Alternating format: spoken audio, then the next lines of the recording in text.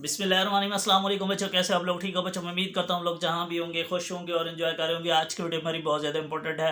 अगर आपको मेरी वीडियो अच्छी लगे तो मेरे चैनल को ज़रूर सब्सक्राइब कीजिएगा ताकि इस तरह की सारी अपडेट्स आपको मिलती रहें। आज की इस वीडियो के अंदर बेसिकली जो सेकेंड ईयर इंटर के स्टूडेंट्स हैं, चाहे कोई प्राइवेट स्टूडेंट था, कोई सेपली का स्टूडेंट था, या कोई इम्प्रूवर था, या कोई रेगुलर है, आज मैं आपको बताऊंगा कि किस तरीके से कौन कौन लोग पेपर प्रैक्टिकल दे सकते हैं, कैसे दे सकते हैं, किस तरीके से आप पूरे मार्क्स ले सकते हो।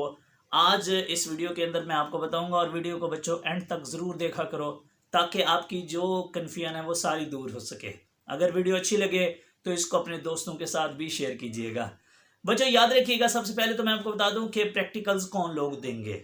हर वो इम्प्रूवर देगा जिसने सेकंड ईयर का कोई भी सब्जेक्ट दिया है जिसके अंदर प्रैक्टिकल था, बायो केमिस्ट्री, फिज़िक्स और कंप्यूटर, या कोई आर्ट्स का सब्जेक्ट ऐसा है जैसे फिज़िकल एजुकेशन वगैरह है, उस तरह का कोई उसने अगर पेपर दिया हुआ है। तो अगर पार्ट 2 का कोई पेपर दिया है उसमें ऐसा हो सकता है कि पार्ट 2 की कोई आपने सैपली दी हो, ऐसा भी हो सकता है कि आपने पूरा पार्ट 2 इम्प्रूव किया हो, ऐसा भी हो सकता है कि आप लोगों ने सिर्फ साइंस सब्जेक्ट्स इम्प्रूव किए हों, ऐसा भी हो सकता है कि आपने दोनों पार्ट्स इम्प्रूव किए हों। मींस आप जब भी पार्ट 2 का कोई भी पेपर देते हो जिसमें प्रैक्टिकल होता है तो बच्चों आपको साथ में प्रैक्टिकल देने पड़ते हैं। प्रैक्टिकल छोड़े, क्योंकि एक दो बच्चे मुझे कह रहे थे कि हम प्रैक्टिकल छोड़ना चाह रहे हैं तो हमारे पुराने वाले मार्क्स लग जाएंगे प्रैक्टिकल में। अगर आपने प्रैक्टिकल छोड़े तो बच्चों आपको प्रैक्टिकल में फेल कंसीडर किया जाएगा और आपको थ्योरी के अंदर मार्क्स भी नहीं मिलेंगे। इसलिए ये गलती ना करना, प्रैक्टिकल आपको देने पड़ेंगे। सिर्फ अगर आप फर्स्ट ईयर इम्प्रूव कर रहे हैं तो आप उसके लिए आपको प्रैक्टिकल देने की ज़रूरत नहीं है। एक बच्चा और ये भी कह रहा था कि सर, अभी थोड़ी देर पहले उसने मुझे मैसेज किया था, कहता है सर ये बताएं कि मैंने सिर्फ पार्ट 2 जो है वो इम्प्रूव किया है, तो क्या प्रैक्टिकल से मुझे पार्ट 2 के देने पड़ेंगे या 1 के भी साथ देने पड़ेंगे? तो यह प्रैक्टिकल जो पेपर होगा वो सब लोगों का एक जैसा ही होगा और उसके अंदर आपको पार्ट 1 2 दोनों के प्रैक्टिकल्स देने होंगे। और लास्ट टाइम का अगर कोई इम्प्रूवर है जिस दौर में पिछले साल सिर्फ पार्ट 2 के जो है वो प्रैक्टिकल्स आए थे, अगर आप वहाँ के हैं तब भी आपको दोनों केसेस में इस दफ़ा पार्ट 1 2 दोनों के बच्चों प्रैक्टिकल्स देने होंगे इसके अंदर। और इसमें जो सैपली का बच्चा है डेफिनेटली अगर केमिस्ट्री, बायो, फिजिक्स इस तरह की उसको सैपली थी पार्ट 2 की तो उसको प्रैक्टिकल देने पड़ेंगे। हाँ, बट अगर उसे पार्ट 1 की कोई सैपली थी उसके साथ उसको प्रैक्टिकल देने की ज़रूरत नहीं है। तो ये सैपली वालों का हो गया। इसी तरीके से अगर कोई प्राइवेट है तो उसका भी प्रैक्टिकल होगा, इम्प्रूवर है तो उसका भी प्रैक्टिकल होगा, रेगुलर है तो उसका तो प्रैक्टिकल होना ही है। अब आप लोगों ने प्रैक्टिकल करना क्या बच्चों? एक तो प्रैक्टिकल की सबसे पहले होती है कॉपीज। एक तो मैं अलग-अलग इंडिविजुअली इंशाल्लाह वीडियोस बनाऊंगा, उसके अंदर मैं आपको बताऊंगा कि कौन कौन से प्रैक्टिकल्स आपने याद करने हैं उन बच्चों के लिए जो याद करना चाहते हैं।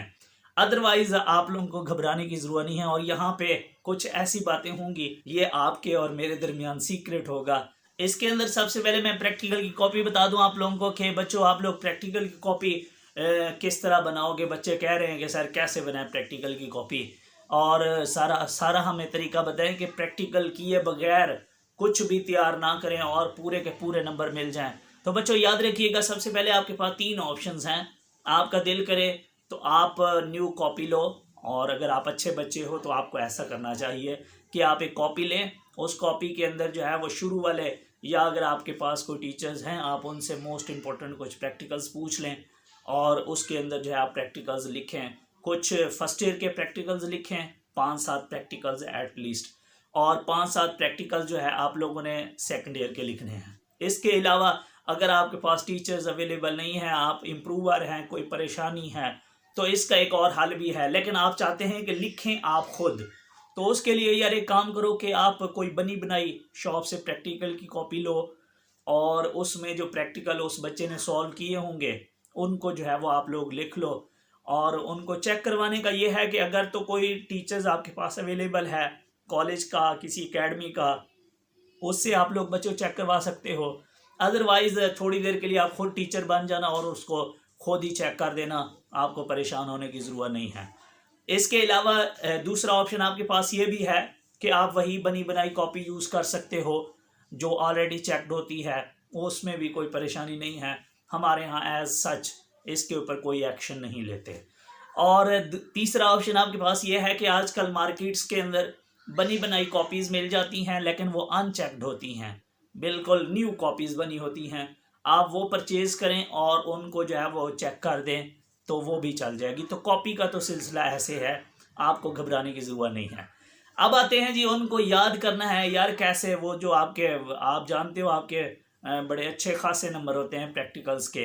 اور ایک اور بات بھی یاد رکھیے گا، بچے اکثر پوچھتے ہیں کہ کیا پریکٹیکل کے اندر جو مارکس ہوں گے وہ ہمارے تھیوری میں ایڈ کر کے ہمیں پاس کر دیں گے. یار یاد رکھنا، تھیوری میں علیحدہ سے پاس کرنا ہوتا ہے 33% کے ساتھ، اور پریکٹیکل کے اندر آپ لوگوں کو علیحدہ سے پاس کرنا ہوتا ہے 33% کے ساتھ. تو یہ دونوں کمبائن نہیں ہوتے، دونوں کو آپ لوگوں نے علیحدہ علیحدہ پاس کرنا ہوتا ہے. اس کے بعد آپ کو مارکس کیسے ملیں گے جی؟ یاد رکھیے گا یار، اس میں بہت سارے لوگ بہت سارے طریقے یوز کرتے ہیں. ہمارے ہاں الحمدللہ ریفرنس بہت سارے بچے یوز کرتے ہیں. اس کے علاوہ جو ہے بچے اب بہت ساری چیزیں کرتے ہیں. انفارچونیٹلی میں یہاں آپ کو بتا نہیں سکتا، اور یہ باتیں آپ نے کسی کو بتانی بھی نہیں ہیں. اور اس کے علاوہ بہت سارے بچے وہاں جب جاتے ہیں تو گروپس بنا کے جو ہے وہ ایسے نہیں ہوتا کہ آپ لوگ جو ہے وہاں جاؤ جیسے ایگزام کے اندر دور دور لیبس کے اندر بٹھا دیتے ہیں، ایسا نہیں ہوتا. وہاں گروپس بنائے ہوتے ہیں، ایک ہی گروپ کے اندر سارے بچے لکھ رہے ہوتے ہیں. تو ماشاءاللہ وہ آپ لوگ لکھ ہی لوگے. آپ لوگوں کو پتہ ہے کہ جب اکٹھے وہ اتفاق میں ویسے برکت ہوتی ہے تو آپ کا وہ کام چل جائے گا. اس کے علاوہ بہت سارے لوگ جو ہے وہاں کاپیز کھول کے بھی لکھ رہے ہوتے ہیں. بہت سارے لوگ وہاں پہ پیج پھاڑ کے، ابھی 10th کے پریکٹیکلز ہوئے ہیں، بچے اس طرح کی ساری سٹوریز جو ہے وہ مجھے سنا رہے تھے. تو اس حوالے سے آپ کو پریشان ہونے کی ضرورت نہیں ہے. ہاں بٹ اگر آپ رسک نہیں لینا چاہتے، آپ بہت اچھے بچے ہیں، آپ چاہتے ہیں کہ یار نہیں یہ کام نہیں کرنا، ہم نے بس کام کر کے جانا ہے، تو اس کے لیے جو ہے وہ کچھ موسٹ امپورٹنٹ پریکٹیکلز جو ہے وہ آپ لوگوں نے یاد کر لینے ہیں. وہ فرسٹ ایئر کے اندر سے بھی کرنے پڑیں گے آپ کو، سیکنڈ ایئر کے بھی، اور وہ سارے سبجیکٹس کے انڈیویجولی میں انشاءاللہ آپ کے ساتھ شیئر کروں گا، تو آپ نے وہ تیار کر لینے ہیں. اب یہاں پہ ایک چیز اور بھی آپ لوگوں نے کرنی ہے، وہ یہ ہے کہ ایک تو یہ لکھنے کا پروسیس وہاں ہوتا ہے، یہ ہو جاتا ہے، اس کی پریشانی آپ کو نہیں لینی. پریکٹیکل کی کاپی بھی ہو جاتی ہے، اس کی بھی پریشانی نہیں لینی. وائیوا ہوتا ہے تو وائیوے کے وہ بیسک کویسچنز پوچھ لیتا ہے، اور وہ آپ نے ایگزامینر کو بتا دینے ہیں، اور وہ کچھ بچوں سے پوچھتا ہے، کچھ سے نہیں پوچھتا. اس کے اوپر بھی وہ حساب کتاب جب آپ جاؤ گے سینٹر کے اوپر تو آپ دیکھ لو گے کہ کیا کیا ہو رہا ہے، تو وہ آپ کو پھر بالکل پریشان آپ نہیں ہوں گے. تو وہ جو وائیوا ہوتا ہے اس کا بھی ہو جاتا ہے جی. اس کے بعد اس کی پرفارمنس بھی ہوتی ہے کہ جو آپ نے پریکٹیکلز لکھا ہوتا ہے اس کو اس لیب کے اندر پرفارم بھی کرنا ہوتا ہے. تو ماشاءاللہ آپ ویسے بھی بہت اچھے بچے ہیں، آپ لوگوں کو کتنا جو ہے وہ پریکٹیکلز آتے ہیں پرفارم کرنا، اور لیبس کے اندر آپ کالجز کے اندر ماشاءاللہ آپ کتنا پرفارم کر چکے ہو یہ آپ مجھ سے بہتر جانتے ہیں. اس لیے جتنا آپ نے کالج میں کیا ہے یہ آپ کو اندازہ ہوگا، اتنا ہی آپ نے وہاں کرنا ہے. تو اس حوالے سے بھی آپ کو الحمدللہ جہاں آپ پریکٹیکلز دینے جاتے ہو 90% چانسز تو یہ ہوتے ہیں کہ وہاں پورے نہ تو آپریٹرز ہوتے ہیں، نہ کیمیکلز ہوتے ہیں، نہ چیزیں ہوتی ہیں.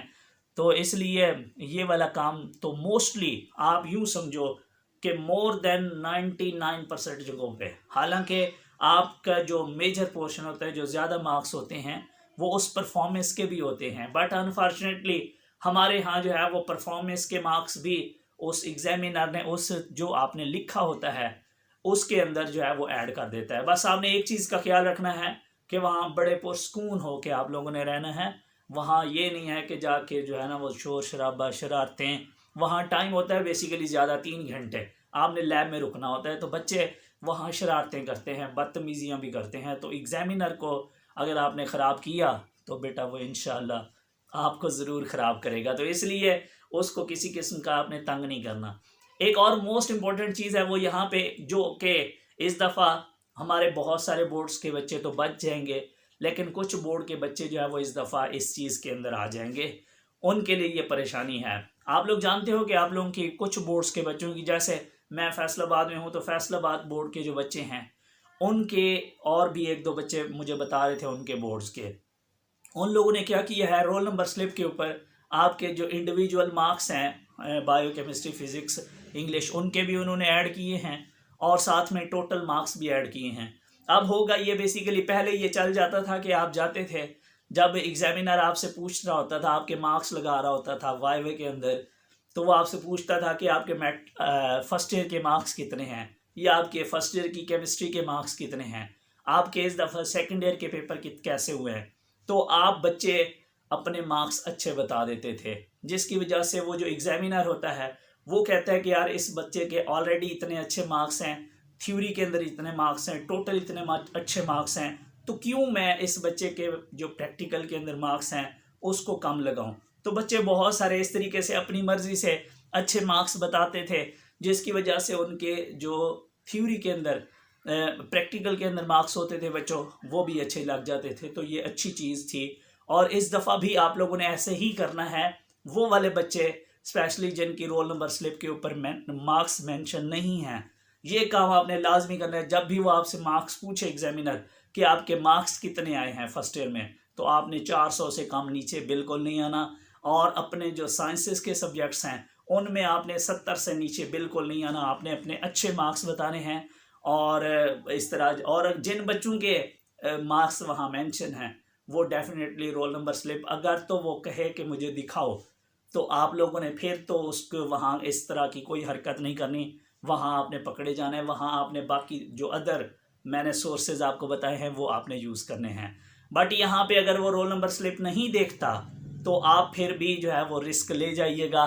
بٹ یہ والا رسک آپ نے اپنے حساب پہ لینا ہے کیونکہ یہ بھی ہو سکتا ہے کہ وہاں آپ کو وہ بولے کہ آپ کے اوپر شک اس کو ہو وہ آپ کو کہے گا کہ مجھے اپنی رول نمبر سلپ دکھاؤ. تو اس حوالے سے بہرحال اینی ہو میں اگر اس کو وائنڈ اپ کروں تو میں یہ کہہ رہا ہوں کہ آپ لوگوں کو گھبرانے کی ضرورت نہیں ہے اور میں ہر ایک کے اوپر ہر سبجیکٹ کے اوپر علیحدہ علیحدہ ویڈیوز بناؤں گا ان کو آپ نے دیکھنا ہے. دعاؤں میں یاد رکھیے گا. تھینک یو سو مچ. اللہ حافظ.